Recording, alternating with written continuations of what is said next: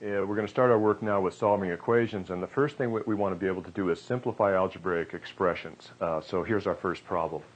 We want to simplify 2x minus 3 plus 3x minus 2. This is a variable term, constant term, variable term, constant term. I'm going to rearrange the order of these using the commutative property of addition.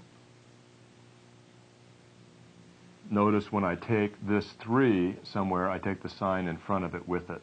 Now, according to the distributive property, this is 2 plus 3 times x plus, I'm going to write this as negative 3 minus 2, changing subtraction to addition of the opposite. Now, this is 5x plus negative 3 plus negative 2 is negative 5, and that will simplify down to 5x minus 5. So the first thing that we want to be able to do when we solve equations is take expressions that look like this and simplify them down to this. This is a simpler expression for us to work with because it only has 2 terms instead of the 4 terms that this had. Here's our next example. 7 times the quantity 3y plus 2 minus 8. We've done problems like this before. We'll use the distributive property. 7 times 3y, 21y. 7 times 2, 14, minus 8. Okay, I can add similar terms, and similar terms have the same variable part. Here I have 21y. None of these terms are similar to it.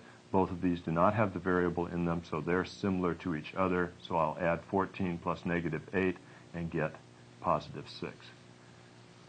So this expression right here is a fairly complicated expression, simplifies down to 21y plus 6, and this will be easier for us to work with when we solve equations.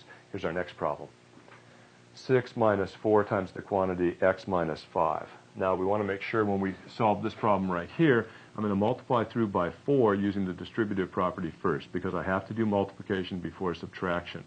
Since I'm going to multiply through by 4, I'm going to think of this as plus a negative 4 times each of these. So I'm actually going to take the negative sign with the 4 when I multiply, thinking of subtraction as addition of the opposite. So I have 6 minus 4x, because minus 4 times x is minus 4x.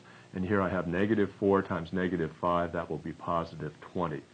So I take that sign with the 4 when I multiply. Negative 4 times negative 5 is positive 20. When I say that, I'm thinking of subtraction as addition of the opposite. Now let's simplify further. This is negative 4x. That's this term plus 6 plus 20, which is 26. So again, we're just simplifying expressions, getting a little practice at that, so when we solve equations, the first step will be to simplify each side of the equation. One last problem I want to do is finding the value of a certain expression. So let's find the value of 12x minus 3 when x is 3/2. This kind of a problem comes up in the middle of a lot of other problems. We need to be able to take algebraic expressions, substitute in a value for the variable, and see what we get.